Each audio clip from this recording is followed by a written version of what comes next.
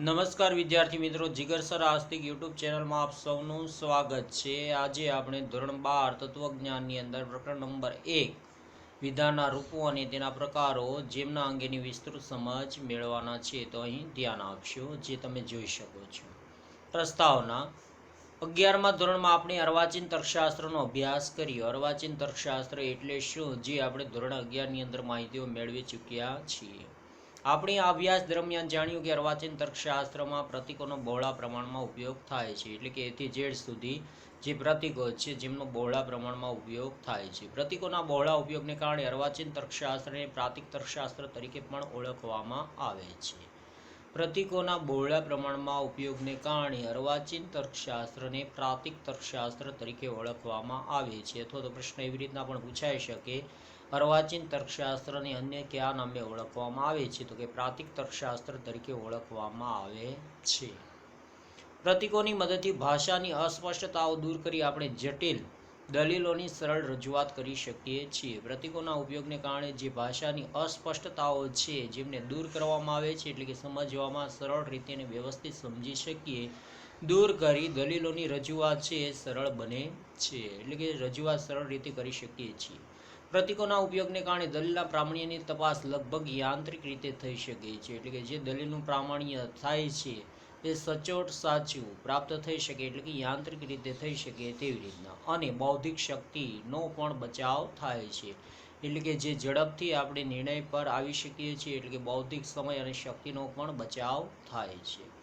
પ્રસ્તુત પ્રકરણમાં આપણે પ્રાતિક તર્કશાસ્ત્રની દ્રષ્ટિએ સાદા વિધાન, સંયુક્ત વિધાનો, તાર્કિક કારકો, વિધાનપરક અચલ અને વિધાનપરક પરિવર્ત્યો વગેરે વિશેની સમજૂતી મેળવીશું। આપણે અહીં હાઇલાઇટ તરીકે જોઈએ, સાદું વિધાન એટલે શું, જે વિધાનમાં બીજા કોઈ વિધાનનો સમાવેશ થતો ન હોય તેવા વિધાનને સાદા વિધાન તરીકે અથવા તો સાદું વિધાન તરીકે ઓળખવામાં આવે છે।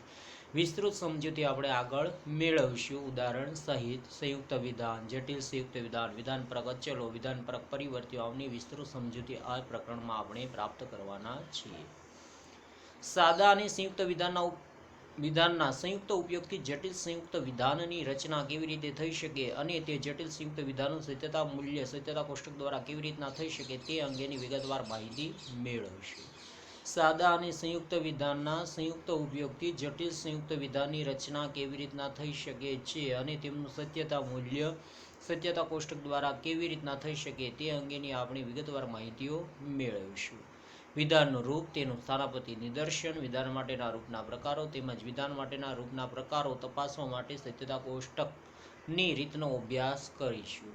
એટલે કે અલગ અલગ પ્રકારના જે વિધાનો માટેનું રૂપ છે, તેમના સ્થાનાપતિ નિદર્શન છે, તેમના પ્રકારો છે વિધાનો માટેના, અને વિધાન માટેના રૂપના પ્રકારો તપાસવા માટે સત્યતા કોષ્ટકની રીતનો આપણે અભ્યાસ કરવાના છીએ। આપણે જાણીએ છીએ કે દલીલો શેની બનેલી છે, તો કે વિધાનોની બનેલી હોય છે। દલીલોની અંદર આવતા વિધાનો ત્રણ પ્રકારના હોય છે, એક સાદા વિધાન, બીજું સંયુક્ત વિધાન અને ત્રીજું જટિલ સંયુક્ત વિધાન। હવે એવી રીતના પ્રશ્ન પૂછી શકે, દલીલોની અંદર આવતા વિધાનોના પ્રકાર કેટલા છે અને કયા કયા, તો કે ત્રણ, એક સાદું વિધાન, સંયુક્ત વિધાન અને જટિલ સંયુક્ત વિધાન, જે તમે જોઈ શકો છો। હવે આપણે સાદું વિધાન, એમની વ્યાખ્યા અને એમનું ઉદાહરણ, પછી સંયુક્ત વિધાન એ આપણે આગળ સમજીએ। સાદું વિધાન, જે વિધાનમાં બીજા કોઈ વિધાનનો સમાવેશ થતો ન હોય તે વિધાન સાદું વિધાન છે। દાખલા તરીકે હિમાલય પર્વત છે।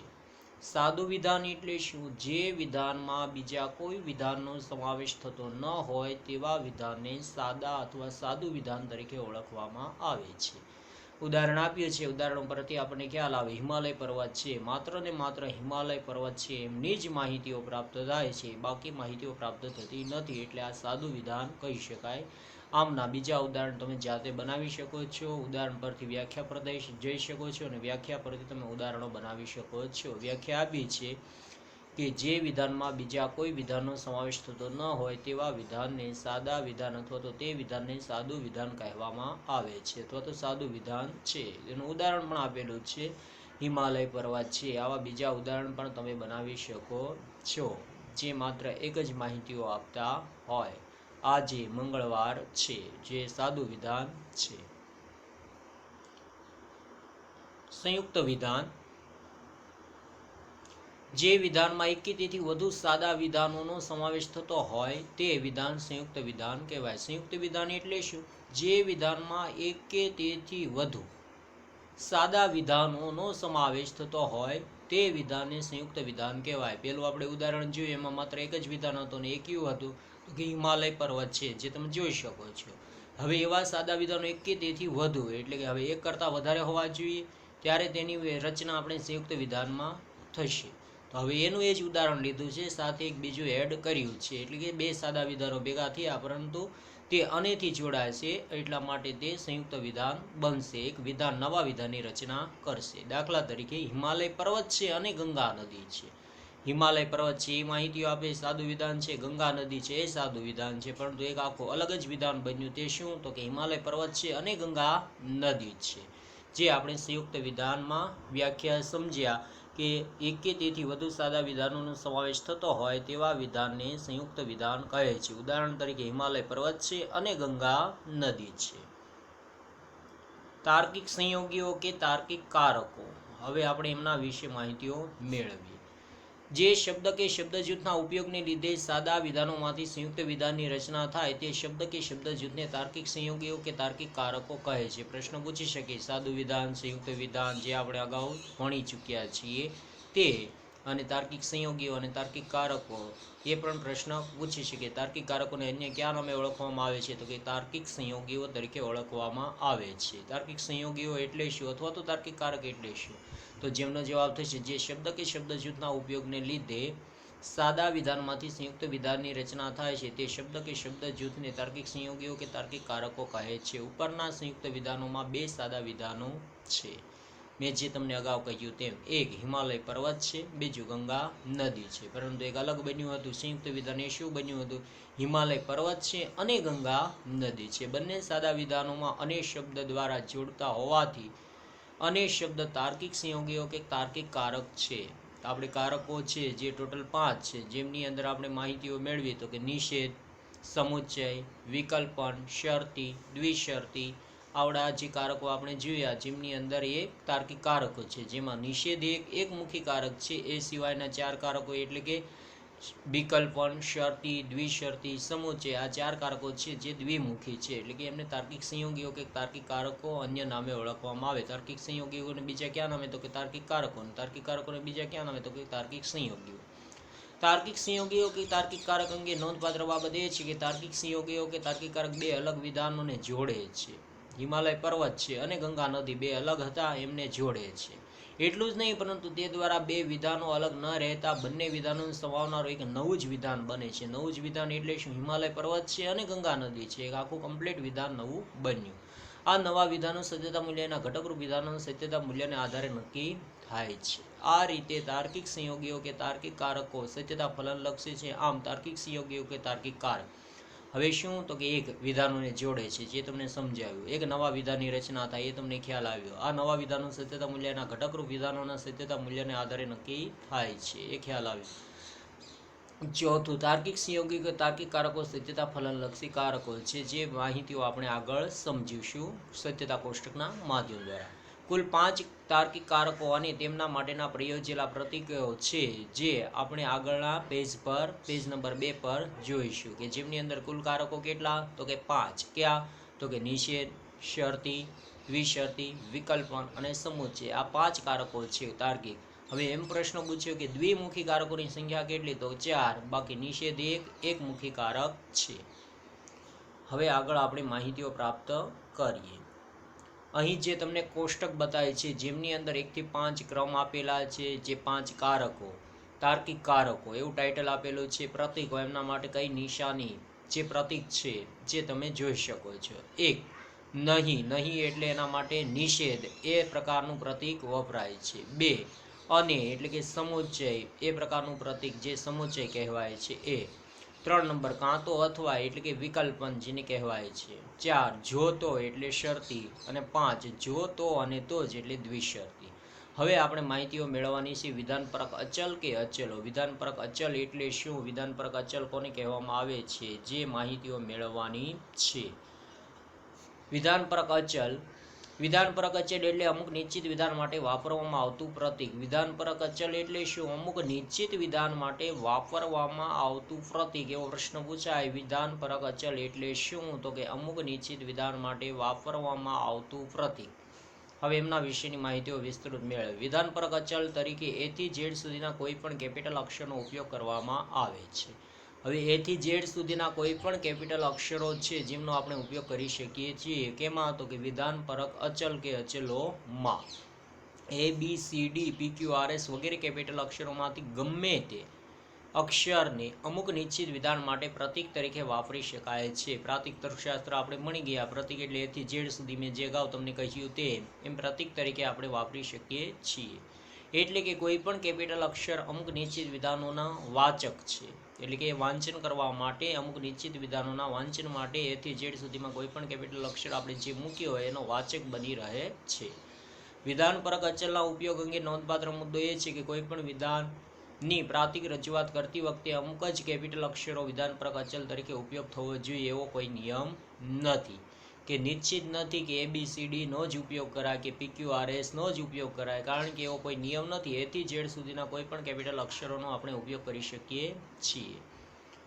દાખલા તરીકે તાજમહેલ દુનિયાની અજાયબી છે. આ એક વિધાન આપેલું છે. આ વિધાન માટેના પ્રતીક તરીકે આપણે A અથવા R અથવા S કે અન્ય કોઈ પણ કેપિટલ અક્ષરનો ઉપયોગ કરી શકીએ છીએ. જે તમને ઉદાહરણ દ્વારા સમજૂતી મેળવીએ છીએ કે તાજમહેલ દુનિયાની અજાયબી છે. એમના માટે આપણે A લઈ શકીએ અથવા R લઈ શકીએ અથવા S લઈ શકીએ કે આ સિવાયના કોઈ પણ આલ્ફાબેટ કે અન્ય કોઈ પણ કેપિટલ અક્ષરોનો ઉપયોગ કરી શકીએ છીએ. કેપિટલ આમ આપણી સગવડ અને સૂઝ મુજબ PQRST WABD વગેરેમાંથી ગમે તે કેપિટલ અક્ષરોને કોઈ પણ વિધાનની પ્રાતિક રજૂઆતમાં વિધાનપરક અચલ તરીકે ઉપયોગ થઈ શકે છે.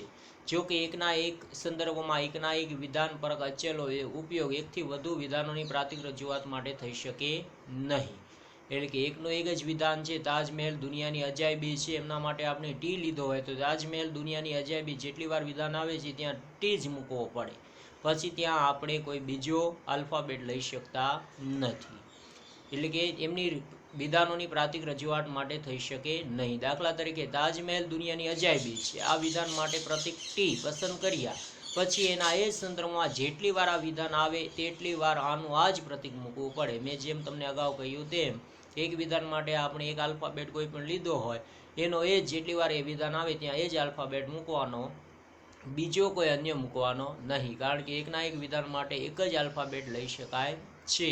પરંતુ એ વિધાન જેટલી વાર આવે ત્યાં એનું એ જ મતલબ T આપણે લીધો છે. તાજમહેલ દુનિયાની અજાયબી છે તો એ તાજમહેલ દુનિયાની અજાયબી એકવાર આવે તો ત્યાં T મૂકવાનો. ફરી વાર પાછું એનું એ જ વિધાન આવે તાજમહેલ દુનિયાની અજાયબી છે તો ત્યાં T જ મૂકવાનું. ત્યાં અન્ય કોઈ મૂકવાનું પ્રતીક નથી. આ વિધાન આવે તેટલી જ વાર આનું આ જ પ્રતીક મૂકવું. એ જ રીતે તાજમહેલ ઐતિહાસિક સ્થળ છે. આ વિધાન માટે T પ્રતીક પ્રયોજી શકાય નહીં. કારણ કે અગાઉ આપણે શું છે તો કે તાજમહેલ દુનિયાની અજાયબી છે એમના માટે T લીધો. હવે તાજમહેલ ઐતિહાસિક સ્થળ છે એમના માટે પાછું પ્રતીક T પ્રયોજી શકાય નહીં. એના માટે અન્ય કોઈ પ્રતીક પસંદ કરવું પડે. કારણ કે વિધાન અલગ પડે છે એટલા માટે એના માટે કોઈ અન્ય પ્રતીક આપણે પસંદ કરવું પડે છે. હવે આપણે જોઈએ છીએ વિધાનપરક પરિવર્તીઓ કે પરિવર્તીઓ.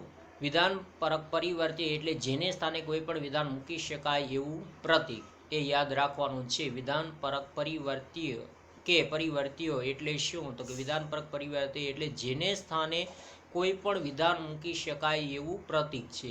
કે જેના સ્થાને કોઈ પણ વિધાન મૂકી શકાય એવું પ્રતીક એટલે વિધાનપરક પરિવર્ત્ય. જે પ્રશ્ન પૂછાય તો તમારે આ લખવાનું રહેશે. વિધાનપરક પરિવર્ત્ય એટલે શું? તો કે જેને સ્થાને કોઈ પણ વિધાન મૂકી શકાય એવું પ્રતીક. વિધાનપરક પરિવર્ત્યો વિધાનો નથી પણ વિધાનના સ્થાનનો નિર્દેશ કરનારા પ્રતીકો છે. વિધાનો નથી પરંતુ વિધાનનો સ્થાનનો નિર્દેશ કરનારા એમના પ્રતીકો છે. વિધાનપરક પરિવર્ત્ય તરીકે PQRS વગેરે નાના કેપિટલ નહીં અક્ષરોનો ઉપયોગ કરવામાં આવે છે. એટલે કે PQRS જે સ્મોલ એટલે કે નાના અક્ષરોનો ઉપયોગ કરવામાં આવે છે. કેપિટલ નહીં જે કૌંસમાં લખ્યું છે. ખાસ યાદ રાખજો. પેલા વિધાનપરક અચલોમાં શું હતું? A થી Z સુધીના કેપિટલ અક્ષરો. જ્યારે આમાં PQRS અને કેપિટલ નહીં એટલે કે નાના અક્ષરોનો ઉપયોગ કરવામાં આવે છે જે સ્મોલ અક્ષરો. આ નાના અક્ષરો અમુક નિશ્ચિત વિધાનનો નહીં પણ વિધાનના સ્થાનનો નિર્દેશ કરે છે. આ નાના અક્ષરો એટલું જ સૂચવે છે કે આ અક્ષરને સ્થાને કોઈ પણ વિધાન મૂકી શકાય. દાખલા તરીકે જો આપણે નિષેધ પી એમ લખીએ છીએ તો એનો અર્થ એ થાય છે કે પીને સ્થાને કોઈ પણ વિધાન મૂકવામાં આવે તો આપણે નિષેધ પીના રૂપમાં નિષેધવાચક વિધાન મળે છે, જે તમને સમજાવ્યું છે. દાખલા તરીકે નિષેધ પી એમ લખીએ તો એનો અર્થ શું થાય કે પીને સ્થાને કોઈ પણ વિધાન મૂકવામાં આવે તો આપણે તેને નિષેધ પીના રૂપમાં નિષેધવાચક વિધાન મળે છે. વિધાનપરક પરિવર્ત્યોના ઉપયોગ અંગે એ મુદ્દો નોંધપાત્ર છે કે વિધાનપરક પરિવર્ત્યો વિધાન નહીં પણ વિધાનના સ્થાનનો નિર્દેશ કરનારા પ્રતીકો હોવાથી વિધાન માટેના રૂપની રજૂઆત કરવા માટે જ વિધાનપરક પરિવર્ત્યોનો ઉપયોગ થાય છે. વિધાનપરક પરિવર્ત્યોનો ઉપયોગ શા માટે થાય તો કે વિધાન માટેના રૂપની રજૂઆત કરવા માટે. પ્રશ્ન પૂછાય કે વિધાનપરક પરિવર્તનનો ઉપયોગ શા માટે થાય તો એની અંદર શું આપેલું છે એ વિધાનના સ્થાનનો નિર્દેશ કરનારા પ્રતીકો હોવાથી વિધાન માટેના રૂપની રજૂઆત કરવા માટે જ વિધાનપરક પરિવર્તનનો ઉપયોગ થાય છે. વિધાન માટેનું રૂપ એ પ્રતીકોની એક એવી ગોઠવણી છે કે જેમાં વિધાનો નહીં પણ વિધાનપરક પરિવર્ત્યો કે તાર્કિક કારકો આવે છે. જે આપણે માહિતીઓ મેળવી છે. વિધાનપરક અચલ એટલે શું, ઉદાહરણ અને તેમની માહિતીઓ, અને વિધાનપરક પરિવર્ત્ય એટલે શું અને એનો ઉપયોગ કેવી રીતના કરવો તે પણ આપણે માહિતીઓ મેળવી છે. તો વિદ્યાર્થી મિત્રો, આજે આપણે એટલે સુધીની માહિતીઓ પ્રાપ્ત કરી છે. ફરી પાછા આ જ ચેનલ પર નવા મુદ્દા સાથે ફરી પાછા મળીશું. ધન્યવાદ.